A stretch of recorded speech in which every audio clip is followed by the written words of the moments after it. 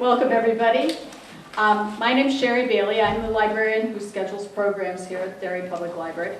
So one of the housekeeping things that I'd like to ask you to do is there are evaluation forms on the back table. When the program's over, I'd really appreciate it if you'd fill one out. Let me know how you like this program, if you have suggestions for future programs. You know, any positive or negative remarks about the facilities. That all helps us in our planning, and especially the part where you can tell us where you heard about the program. Because our publicity, you know, we're always trying to make it better, and your input is valuable for that. So I'd appreciate it if you do that. Apart from that, though, welcome to Derry Public Library. I hope you enjoy the program. Here's Grant Welker from the Lowell Sun.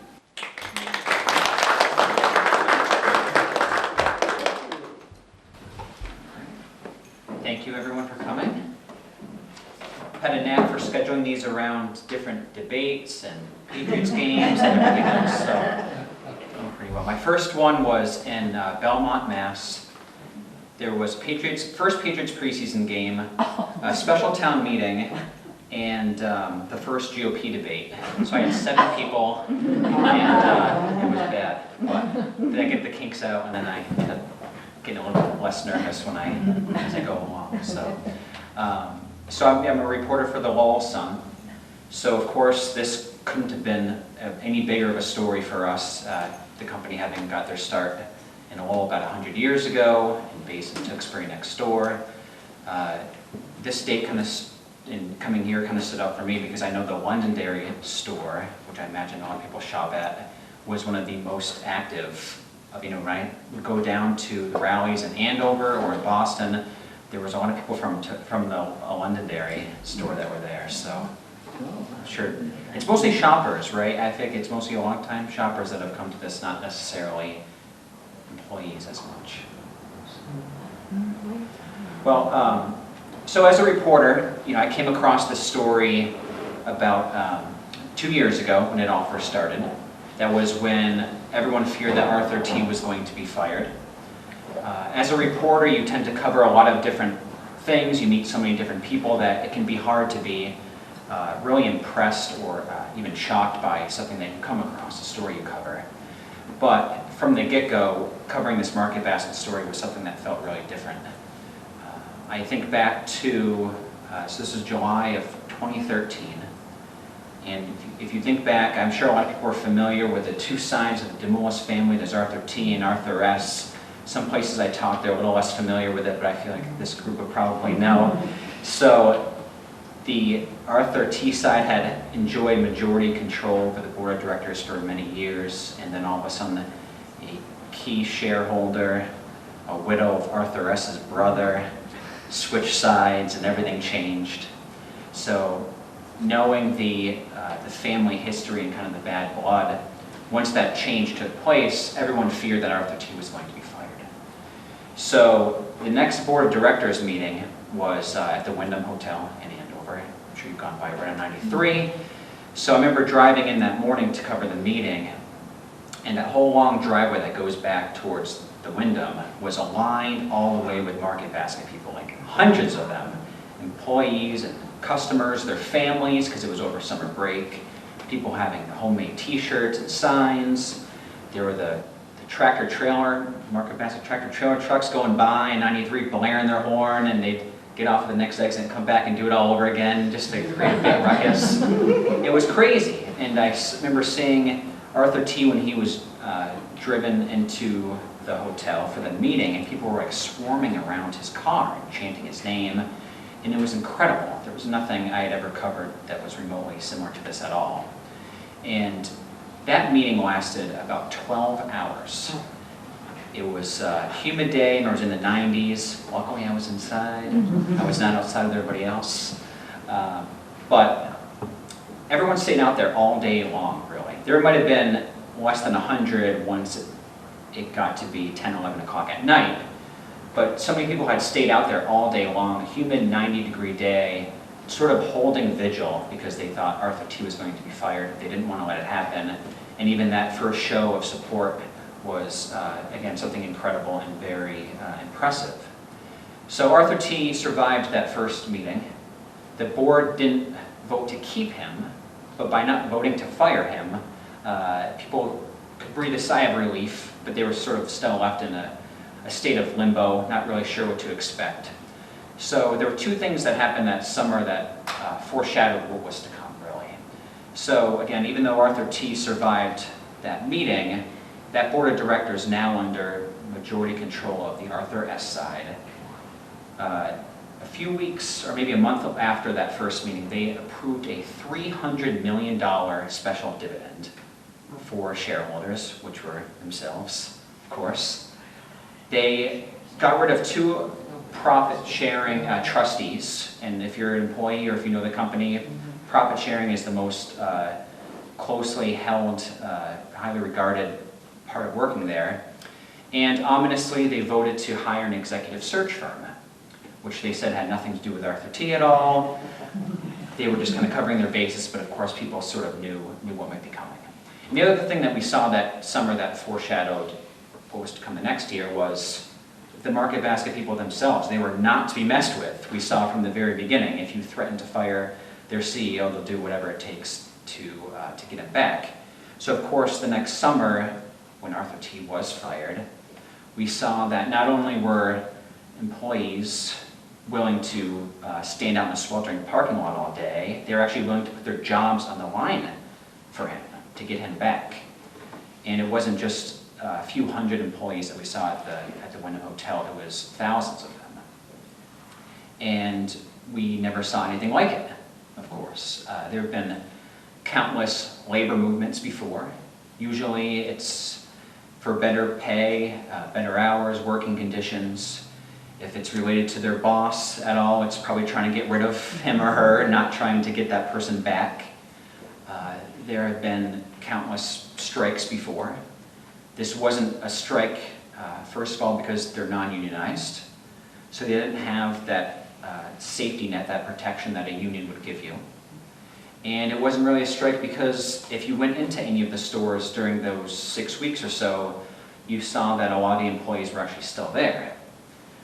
They didn't have anyone to cash out or check out or anything to stock on the shelves, but they were still there. And I was always amazed at, it sounds so crazy, why, to think of it in the general sense of why would you put your job on the line? Why would you walk out and risk being fired to get your boss back? But if you know Market Basket, it all kind of makes sense. And an amazing thing is when I talk to employees about what was going through their mind when they decided to do this, it seemed like they didn't really hesitate.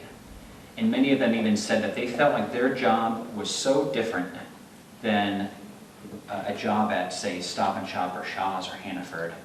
And the company culture was so much different than at any other supermarket that if Market Basket were to become like any of their rivals, their job actually wouldn't have been worth going back to anyway. That's how unique and special they felt it was.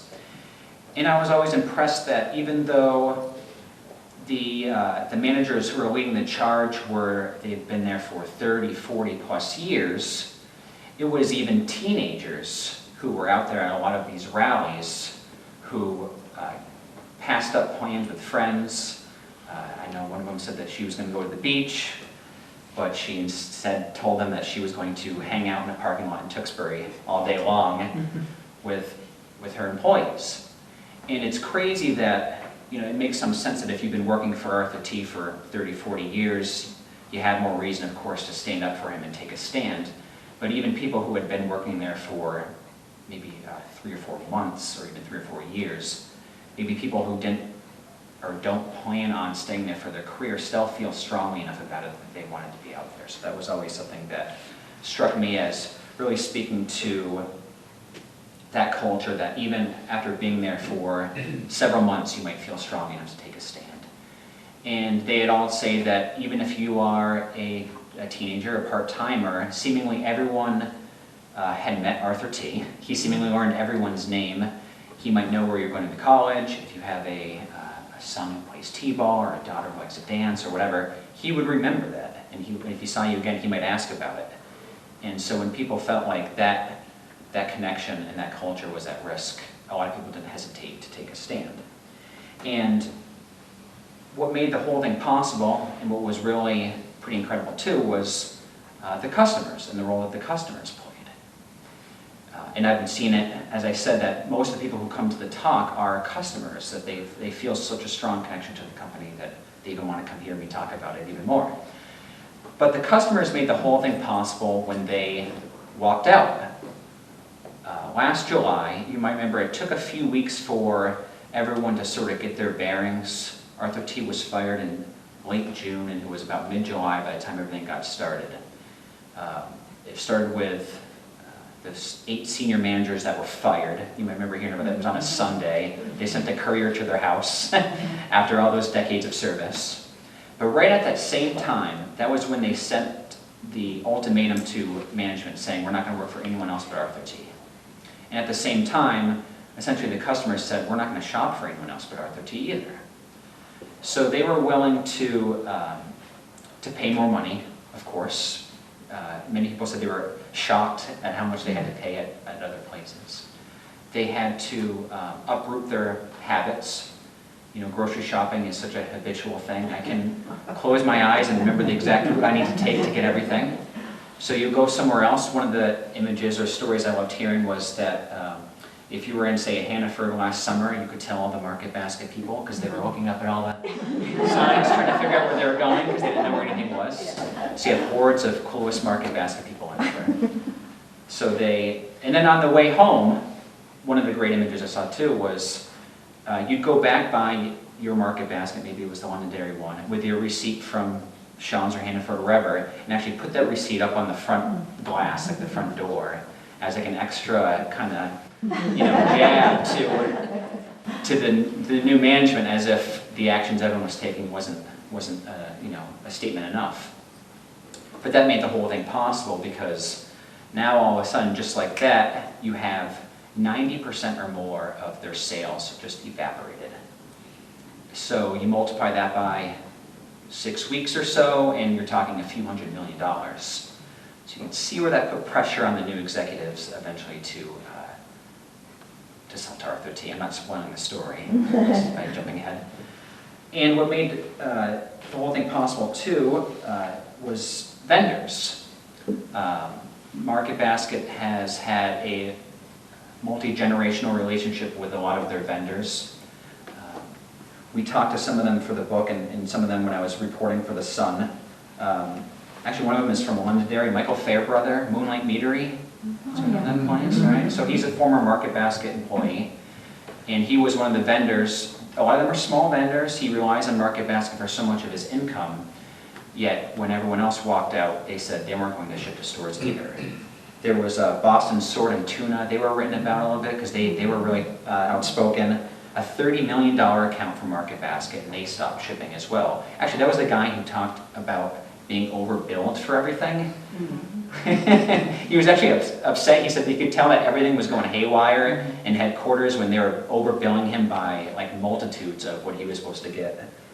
And Pleasant Valley Farms in Methuen was another one. They sell a lot of vegetables and flowers to Market Basket, and they pulled out as well. So you take all that together, and it really becomes like a community-wide and region-wide effort to save this company. That's how much it meant to everyone. So, so when you do take all that, of course, that's a recipe for a national story. That became something that people across the country, whether you've heard of Market Basket or not, people wanted to hear about it because it was something that was so unique. One second here, I'm just going to look at my notes. People were, I think, fascinated by some things in Market Basket that made it so unique. When it became a national story, I like to read that national coverage. People were fascinated. There was no website. People couldn't believe it, but yes, there's actually no website at all. And they do things so much differently. You walk into a Market Basket, maybe even some of the newer ones, you kind of feel like you're walking back in time a little bit. Even the decor, but even just the whole atmosphere and customer service you get there. There's no self-checkout aisles because Arthur T. will tell you he wants a human being waiting on a human being. So if you're bagging your own groceries, you don't really feel like you're getting any customer service. And they don't have the shopper loyalty cards. because they'll say they don't want it to seem like there are two classes of shoppers, where if you are okay with them tracking your sales, then you can get a little bit of a discount, but if you're not, then you've got to pay a little bit more.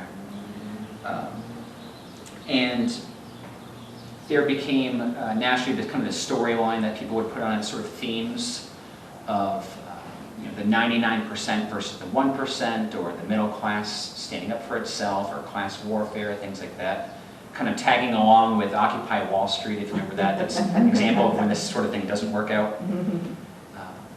But it was interesting that not many people I talked to at Market Basket, or even customers, felt like they were, or that they wanted to make any grander statements. They weren't trying to talk about society as a whole, or the economy, or the middle class. They just loved this grocery store so much, and they loved what it was about, what it represented, that they would do anything to get it back. You think about, again, going into a Market Basket, is if you are looking for a particular item and you're asking one of the employees who are stocking something, they won't just say, oh, that's down in aisle 5, and kind of get back to what they're doing. But they'll actually walk you down to aisle 5 and show you exactly where it is. And that's something that you don't get anywhere else. And that was another thing I heard from a lot of people who were shopping elsewhere, is they couldn't believe the sort of lack of customer service that they would get at a lot of the Market Basket competitors. And people watching the story from afar, kind of felt like, some commentators were like, what makes these employees, or even the customers, feel like they're so special that they can just sort of hold this company hostage, basically, if I can use that term. And it was really Arthur T. who made them feel that way. And it was, he's sort of shorthand for the culture more broadly, is that they only hire really from within, promote from within, rather. One of my favorite stories last summer was a lot of those senior managers who were fired early on last summer, learning that they had all got their start as a 15, 16-year-old, either baggers, or they were corralling grocery carts out in the parking lot. Not all of them, or many of them, wanted to stay there, or envisioned staying there for their whole career, but there was something about it that they really enjoyed. They felt like they were part of, even more than a team, part of like a family. And they saw that if you worked hard and you did well, you had a chance to move right up to the top. And that, of course, helps explain why the two CEOs, and people like to laugh that they had to bring two CEOs to replace one CEO in Arthur T., that they were in really an unwinnable position. Any outsider at all wouldn't have been welcome. But we also saw, as we mentioned in the book, the first day they showed up to the job, they actually had bodyguards with them. So you can imagine what kind of tone that sets. And if you remember that they kept setting these ultimatums to employees, you have to return to your job by Friday at noon, or else we have no choice but to replace you. And of course, it makes sense. Any boss is going to want their employees to show up for work. But all those things did, whether it was firing the managers by courier or setting these ultimatums, they also at one point demanded that they take down all the Arthur T. signs in the stores. Okay, yeah, right. And they didn't do it. Every time they did these things, it just emboldened everyone to kind of stay strong, or even sort of bear down harder. So, as I said, I know I didn't spoil the ending, is that you take 6 weeks, and eventually the board of directors saw, I think way after everyone else thought they should have seen it, that they had no choice really but to sell to Arthur T. You wonder what it would have been worth to anybody else, really, when it showed that people weren't going to work there, or shop there, or ship to there if he wasn't there. Of course, another chain or a venture capital company could go in and buy the shelves, the stores and the warehouse and everything, and it would still be worth something, but it wouldn't be Market Basket. You wonder how much the animosity between the two sides of the family played some part in it taking 6 weeks for them to realize they had to sell to Arthur T. And business experts that I talked to last summer, I always tried to reach out to several to get their thoughts on everything, said it was also incredible that the directors on the board didn't see it sooner to take what was in the best interest of the company not just the shareholders, the most shareholders who represented them, and that would be mostly the Arthur T side. They were calling the shots last summer. But they didn't see that what was going on here, that Market Basket was not the people who were in the boardroom or in the executive suites who replaced Arthur T. It was the people actually across the street in Tewksbury, the people who were rallying on the other side of headquarters. Those are the people who really owned the company. And that was one of the sort of business lessons that we take away from this. My co-author, who is at school, he's a professor at Drexel University in Philadelphia, so he's not here. So we talk about business lessons that can be taken away from it. Even if it didn't seem that way last summer, there are some things we can learn. And I'll just very briefly play business professor, just for like 2 minutes. So I think this is kind of interesting that, again, talking about the role of the board of directors is that the traditional viewpoint or school of thought, and this is something my co-author would say if he was here, is that a board of directors serves the shareholders. That's the typical thought, and that's even in many states' corporate codes. So we looked up the Massachusetts corporate code. I should have done my homework and looked up the New Hampshire corporate code. Just apologize for that one. I'll be in Hampstead in a few weeks, so I'll look it up by then. But they're in Massachusetts anyway. So the Massachusetts corporate code says that a company should serve in the best interest of the corporation, period. And then it says that includes, in order, employees, suppliers, creditors, customers, the economy both locally and nationally, community and societal considerations, and then lastly, shareholders. Sort of makes you reassess things a little bit. And of course, this also shows that Market Basket itself can do things differently too. They can be just as profitable, as popular, they can grow just as fast, or be more popular really than any other company, while not prioritizing the things a typical corporation would, where you want to see that profit margin go up every single quarter, you want the highest return to shareholders that you can. So Market Basket, many of the employees are eligible for profit sharing of up to 15% of your pay. And many of them walk out with well into the 6 figures, if not more so, when they retire. And that's unheard of for a grocery chain. They get bonuses several times a year. And like I said, you can promote from within versus hiring a new MBA grad to be someone's boss. At Market Basket, they love that if your boss asks you to do something, he or she has once done that same duty themselves. And so you really have that culture where it just grows on itself. And even the profit sharing program was put in place something like 40 years ago by Arthur T's father. People might remember Mike DeMolis, who's one of the 2 brothers who ran it for several decades. And so all that is not really genius. Market Basket's not the first company to think maybe we should pay our employees better. But you also can't just flip a switch and all of a sudden have employees of 30 or 40 years or more who are willing to put their job on the line to get their boss back. As I said, that's something that Market Basket has been doing for decades. They didn't need a consultant to come in and tell them to do it, anything like that. It's just what they felt was always the right thing to do. And we've been asked several times, and people sort of discussed whether something like this could happen again. It was unprecedented, and at the outset, a lot of business experts, including my co-author, were skeptical about whether something like this could work, because who would ever heard of a case where employees can just demand who their boss is? That doesn't make any sense to anyone else if you never heard of this or if you didn't know Market Basket. So whether something like this could happen again, in talking to some business experts and my co-author's view, we think it could. It might not look at all something just like this, because you don't have too often a situation where people feel so strongly about a company. It's hard to imagine this happening for Shaw's or Stop and Shop, where people don't know who the CEO is. People, if they do know much about the company, know that a lot of those are all based in Europe for another thing. And one thing I was always impressed by that I think kind of fits in is that many years after they stopped being called Demoulas, people still call the stores Demoulas.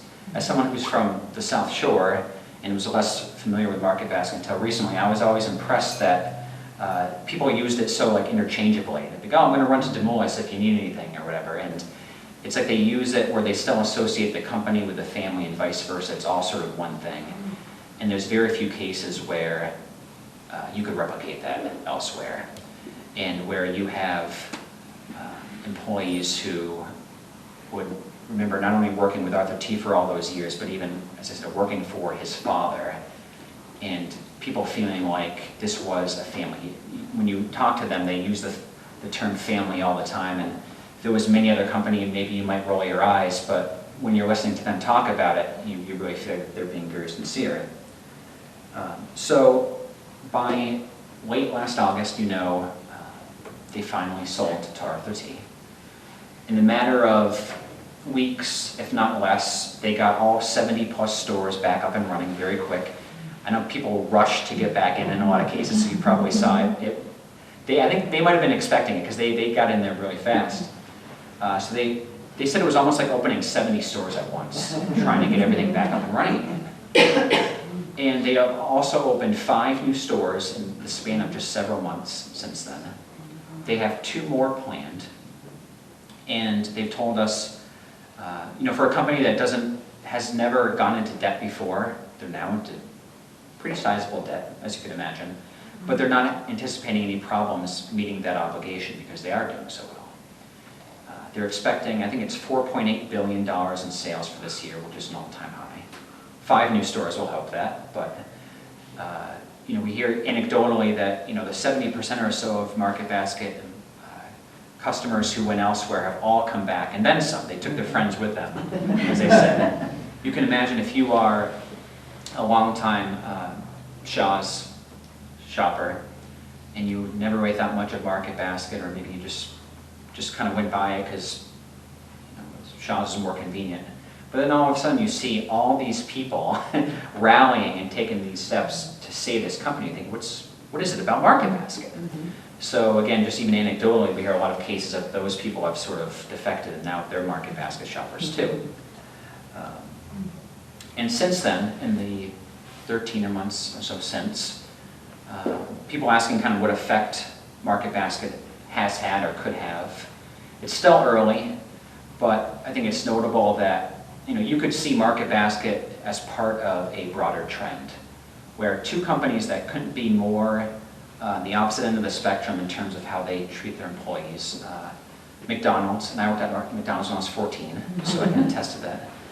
McDonald's and Walmart have both said they're going to pay their lowest earning workers more than minimum wage, whereas they usually obviously started at and try to keep as many of their employees at minimum wage as they can. A lot of companies see, this is another thing my co-author would say, they see personnel cost as something that should be minimized. Kind of makes some sense when you're thinking of your checkbook. But Market Basket sees it as something that is, if it not to be maximized, but something that is to be embraced. It's an investment, really. And even on the campaign trail, Hillary Clinton, I think she was in Derry, but it was somewhere else. It has mentioned Market Basket as a company that does things the right way. One aspect of her platform is for the government to encourage companies to institute profit sharing. So she's also mentioned it. She did an op-ed in Boston Globe a month or 2 back and also mentioned it. So even politics aside, the fact that it is being talked about on the presidential campaign trail, I think, is an indication of this could have more resonance beyond just this section of New England.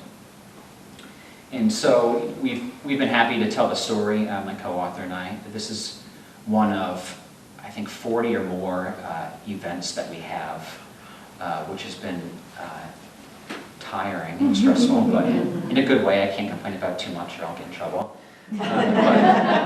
So we are now, the book is in Barnes & Nobles nationally, which I think is really cool. Didn't expect. Someone actually tweeted me, sent me a picture of the book at the Barnes & Noble in El Paso. So we put in zip codes through all over the country, and sure enough, it's in Barnes & Nobles everywhere. So I think that speaks to, Barnes & Noble probably knows what they're doing pretty well in terms of interest, that they see that this is something that resonates with people. People often ask, so I finally learned to just bring it up, there's 2 documentaries. The first question I get all the time is a movie or the movies or whatever. So there's 2 documentaries. One of them was screened at the Boston Film Festival a week ago yesterday, which I went to. I'm in it. So that's pretty I don't like seeing myself, especially not 20, 25 feet wide on the screen. But they did a great job with it. So that one is called We the People. There's also another documentary coming out from a few people from Portsmouth. That one is called Food Fight. My co-author and I were both interviewed for that. And I think that says a lot too about the interest you see, where there are a few documentaries coming out. Both will be out sometime this fall. They haven't given exact details. But that's something that people love to see. They really want to hear more about it, whether you're familiar with the company or not. My co-author was at Oxford University 3 weeks ago or so for a conference about corporate responsibility. He was talking about Market Basket. I was not invited. But I get to be in Derry, so jokes on it. We'll be talking at Boston College in a few weeks, or about a month or so. And UMass Lowell has made the book required reading for all freshman business students this fall. So I get to be business professor for a whole hour or so in November. So that should be kind of scary. But it's something that, I feel like in talking to people that people really cherish their own small role they played in it, whether you're an employee or a customer. A lot of people have family members or relatives, neighbors, anyone who worked for the company and know someone who was sweating it out towards the end of last summer when, if you were a part-timer, you maybe had your hours reduced, or obviously many market baskets are in shopping plazas where there might be a pizza place or a liquor store or a hair salon that relies on all those people coming to Market Basket to pick up a pizza on their way home or do errands, whatever it may be, who were really at risk at the end of last summer too. So people can sort of exhale and know they won, and people even a year or more later still, I think, love to sort of bask in it a little bit though. Earlier in the summer I did a kind of a year anniversary story for the Sun, talking to employees, shoppers, vendors, and I thought it was funny and really typical Market Basket that every group I talked to deflected the credit onto someone else. So if you talk to the shoppers, they say, oh, we couldn't have done it without the employees or without Arthur T. If you talk to the employees, they say, we couldn't have done it without the shoppers, or we couldn't have done it without Arthur T. Everyone you talk to sort of just deflects it onto someone else, and I thought that was very typical and appropriate given the story. So I like to read from just one part of the book.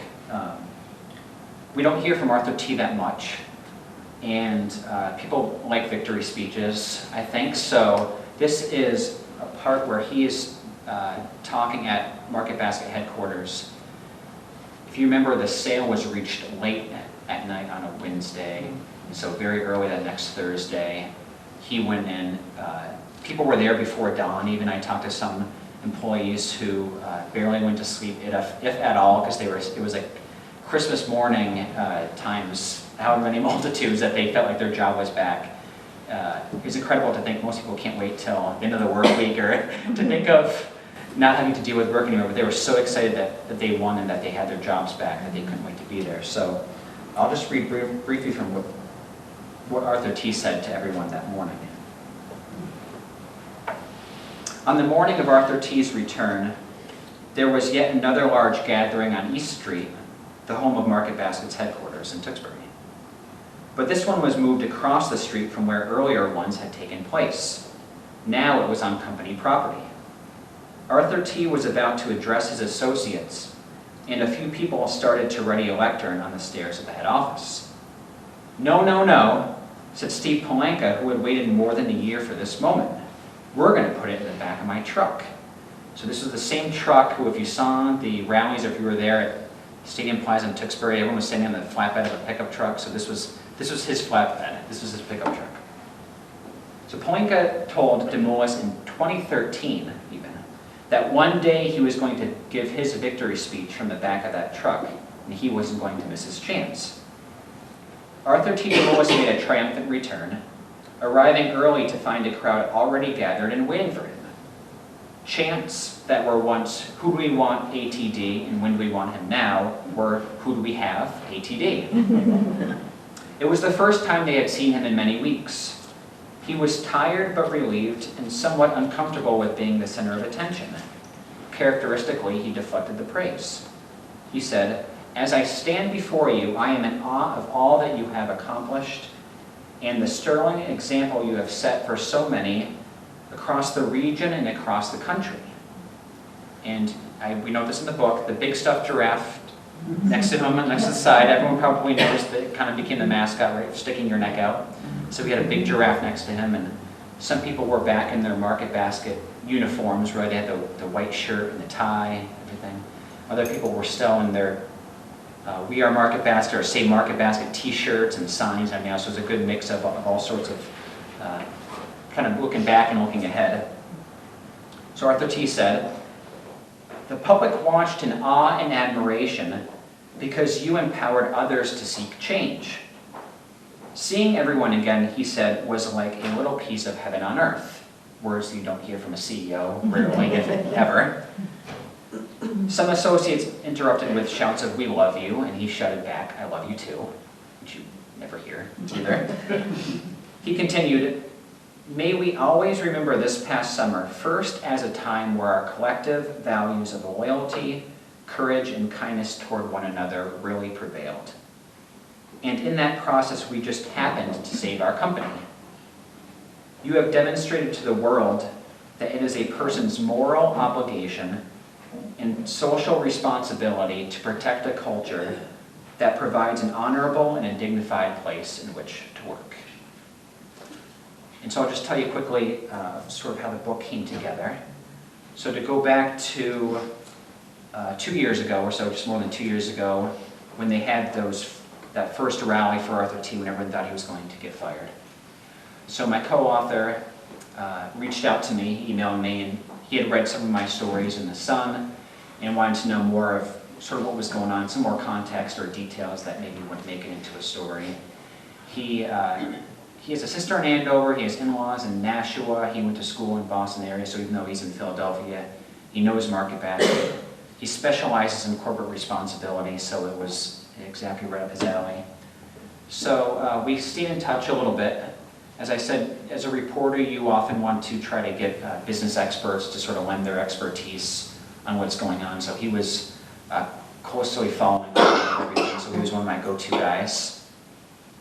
And then last summer, as things were starting to gain national attention, he wrote an op-ed for the Washington Post. They have a management blog. So our publisher, they knew the market basket story. They were starting to find out about it and were interested. So they reached out to him and asked if he was interested in maybe doing a book about it. So he suggested to them, I think without checking with me first, that he and I work on this together, because I've done now like 80-something market basket stories over the last few years.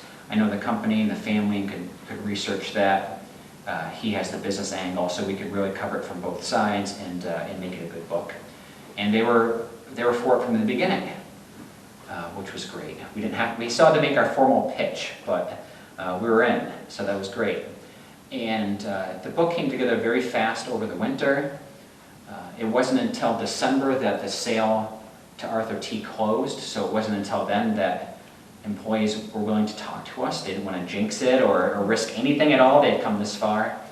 So really from that point, I had already started some research and writing some aspects of it. From that point on until about April, we put it out pretty fast. We wanted to have it out in time for the summer when a year later people are naturally thinking about it. And it's been it's been doing well, so it's been great to see the interest is still there. As I've said, I can't take credit for the story being good.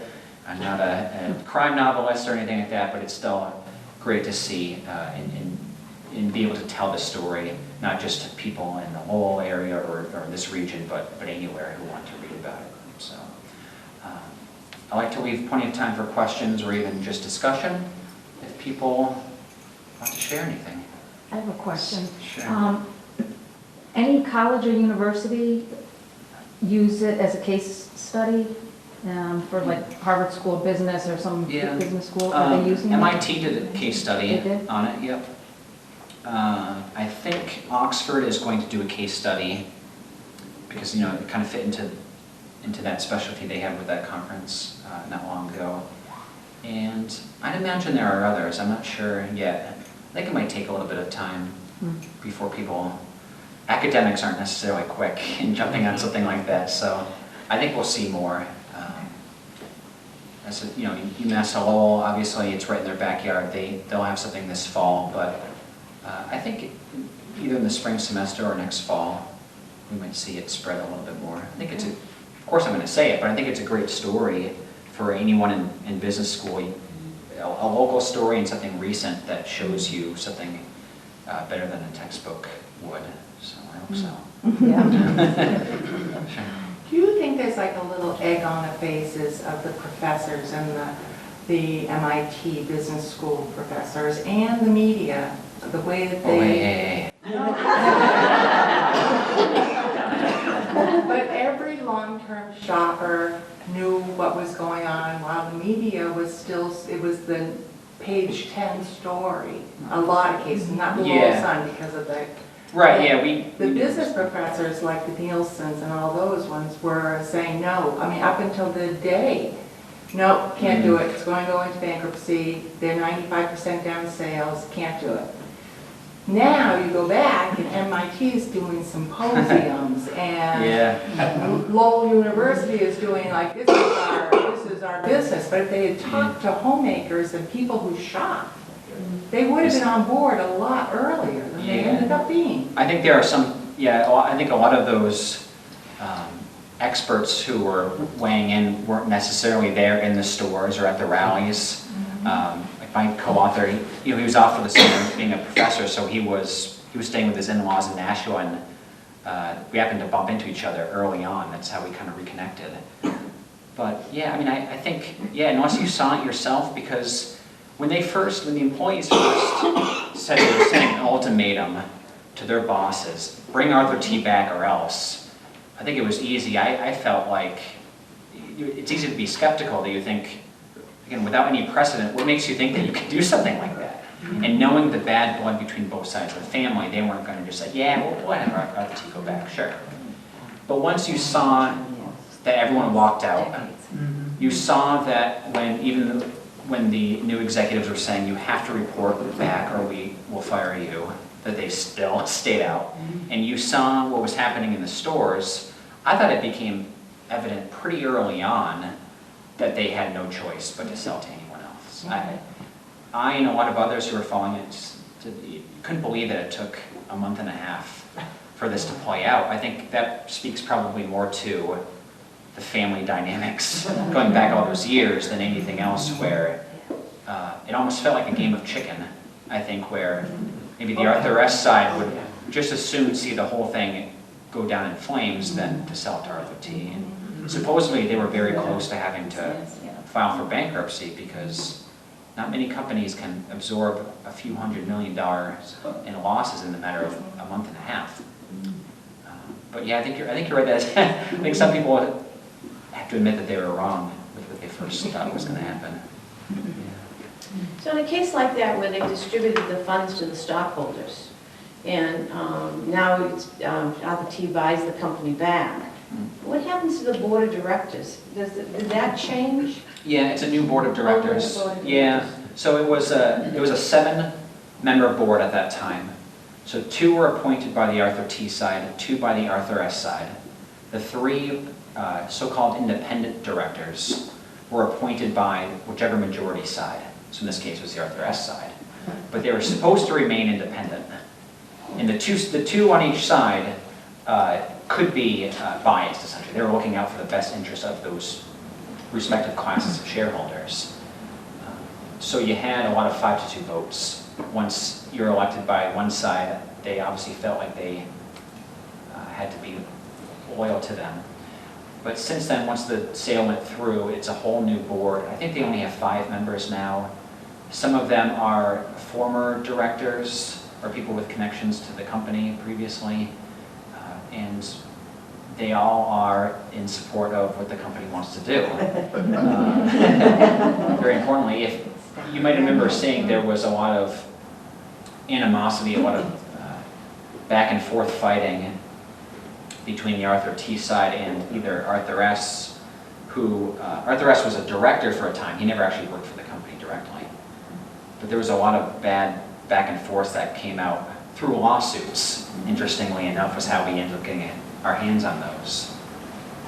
But that's a long-winded answer, but. So it is a the whole- money that was distributed, is it public knowledge how much money went to the stockholders Yeah. versus how much he paid for it? Well, they said, in that case, going back about 2 years ago, it was $300 million. What he paid for it was reportedly $1.5 billion. So they went quite a bit into debt, but again, this is a company that typically set a lot of money aside. That's how they just had $300 million. That side of the shareholders, the Arthur S side, said they had excess cash, they called it. So they figured instead of going to the employees, why don't we just take it ourselves? So they approved that. But if you think of how much money they do have, typically, either excess cash, because they don't go into debt even to open new stores.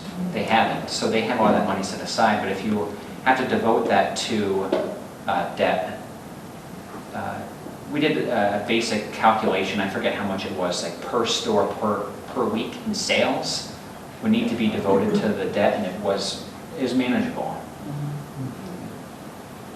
Is it as much as Shaw's and, yeah? Oh, I don't know. Yeah, a lot of companies get themselves in the problem. They over leverage and overextend themselves. Can those AB directors, those independent directors, for a private company, I mean, it almost seems silly that, you've got this private company with, huge majority ownership, and now it's 100% owned by RDT. Can they really be independent? I mean, I'm just kind of curious from the corporate governance standpoint. I think they still have to be. That's not really my expertise as much. I believe they'd still have to be, you can't just let them do whatever they want, essentially. But yeah, but right, you kind of like, again, looking back to the corporate code where it's not just the shareholders, you also have to factor in even things like just the economy in general, or the community, societal considerations, shoppers, employees. So, from an academic view or a legal view, you would still have to abide by that. But in terms of things like, Arthur T got a lot of pushback on wanting to set aside X millions of dollars for bonuses, and there was one exchange where he said, "I'll let you know after it."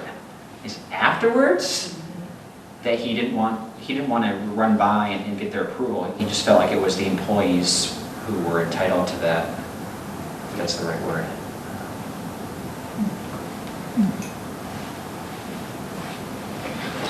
One thing I kept hearing from folks talking about it during the time period was how amazing it was that you had 2 billionaires fighting over the company, and these people that were making $12, $15 an hour were willing to lose their job for billionaires, Yeah. which is quite an amazing Yeah.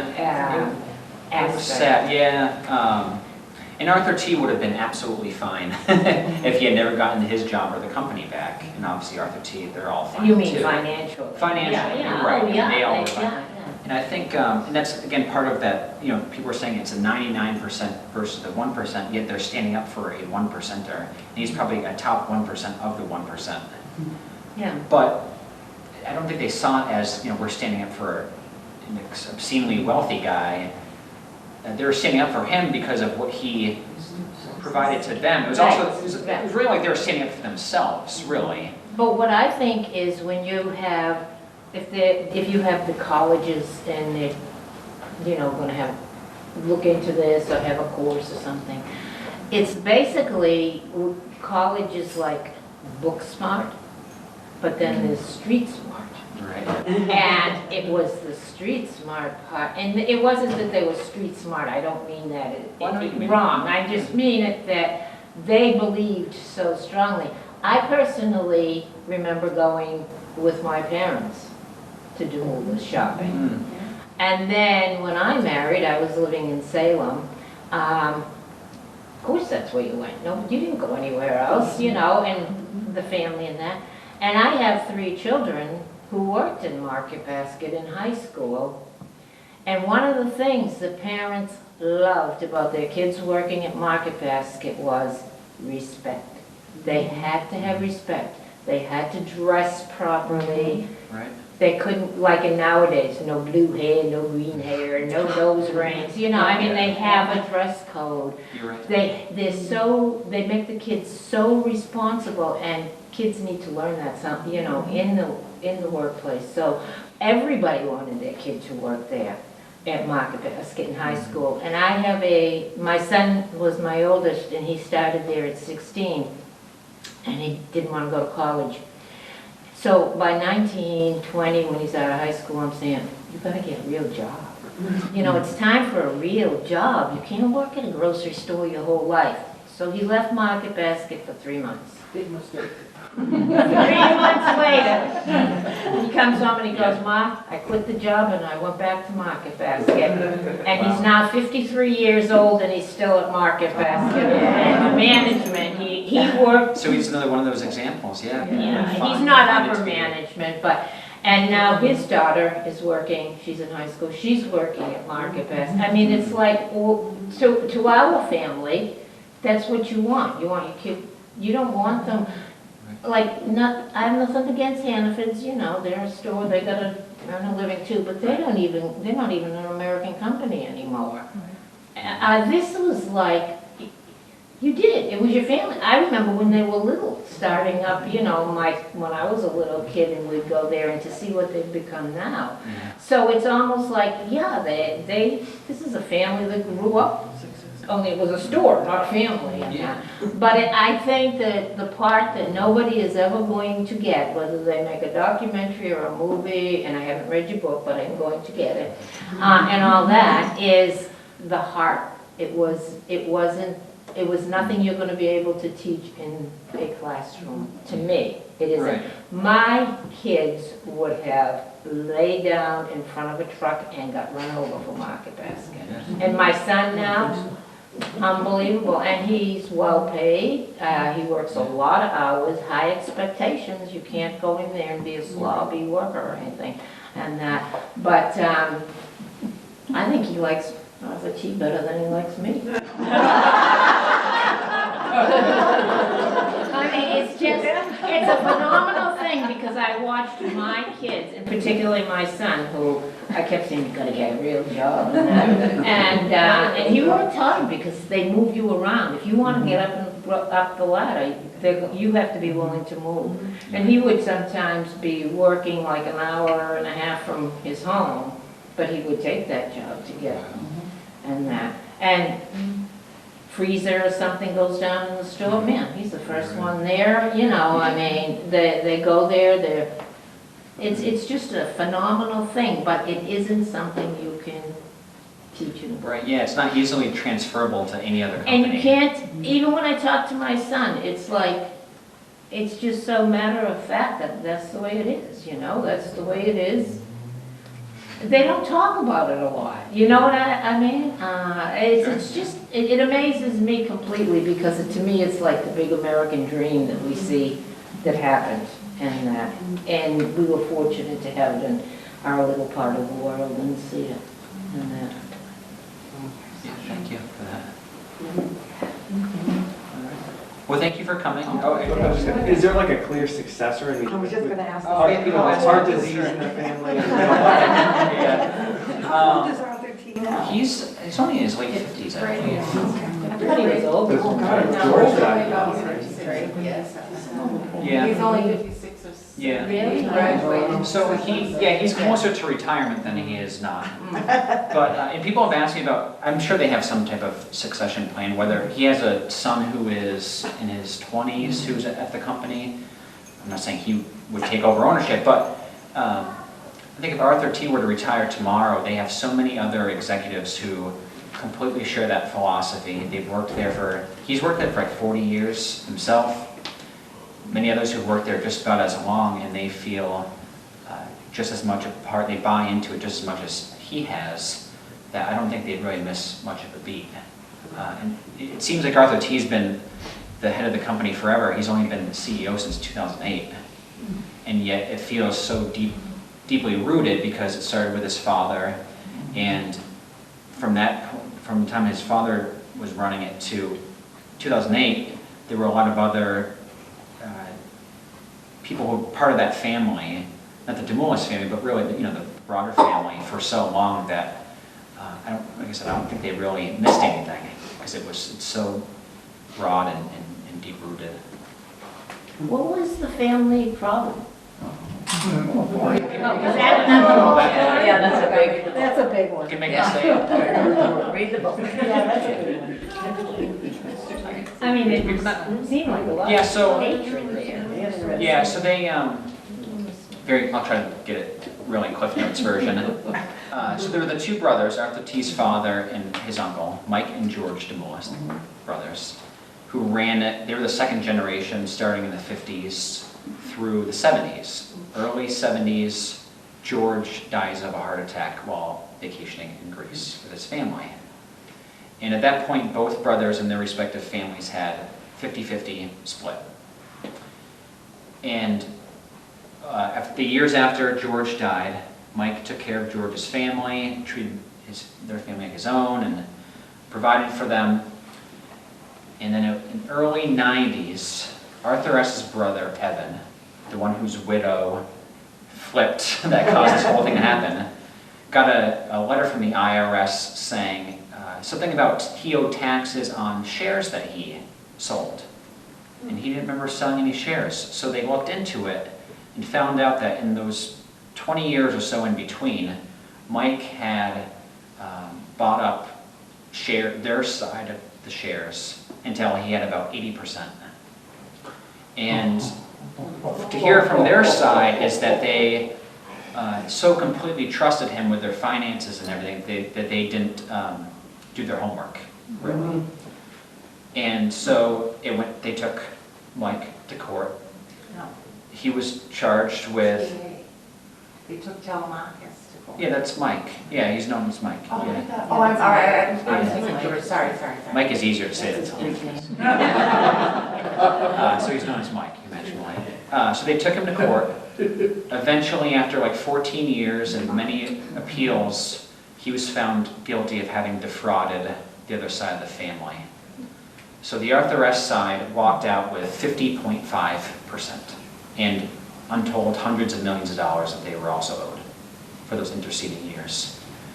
But right after those lawsuits, Evan DeMoulis' widow decided, supposedly because she didn't like the way Arthur S. handled the lawsuits and everything, decided that she would vote with the Arthur T. side and continued to do so for about 10 years, about 10 years or so, till 2 years ago, when now supposedly she wanted to cash out, either because they would sell the company, or they would run it like any other corporation, kind of milk it for all it was worth, and sort of cash out that way. So I think people have asked me that too. I think she knew, of course, they would fire Arthur T. and do what they wanted with it.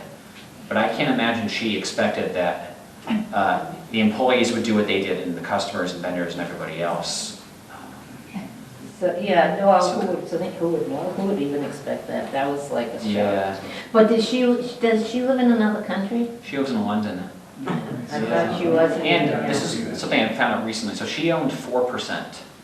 And I've been told by a few people, supposedly the 4% discount you got was a nod to that.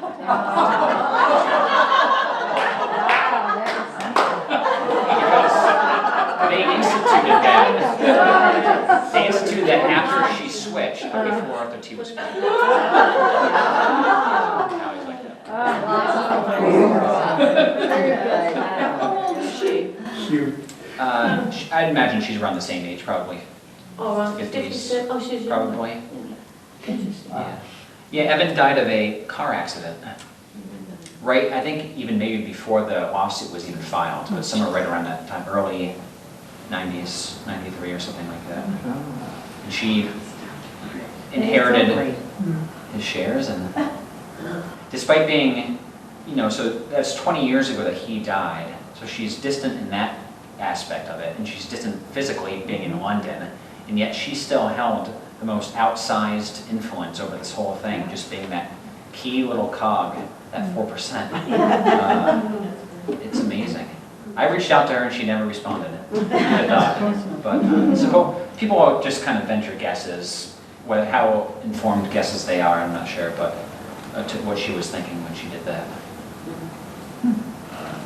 We'll take maybe one more, and we can continue chatting afterwards, maybe if you want. But, sure. So is there anything in place in the new market basket, the new structure that prevents something like that? I realize that the family piece has been taken apart, but Yeah. have they talked about preventing something like that coming? I'm not really sure. They're still not a public company, so it couldn't be, any public company, you could have a, I forget the term, unfriendly takeover, hostile takeover. But not in this case, because they are still privately owned. And yeah, it's kind of almost hard to believe, I think, that the story would really end there. It seems like something that should always play out almost indefinitely, but I'm not sure what it would be. Yeah. I'll be curious. Yeah. Yeah. Thank you very much.